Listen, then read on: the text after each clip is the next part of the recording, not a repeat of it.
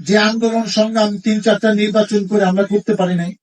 আমরা এত আন্দোলন সংগ্রাম, কত মানুষ গুম হলো, হত্যা করা হলো, রিমান্ড নেওয়া, কোনো কিছু করে সরকারকে নামানো গেল না। এই ছাত্ররা যা করলো তাদেরকে সেলুট জানাই।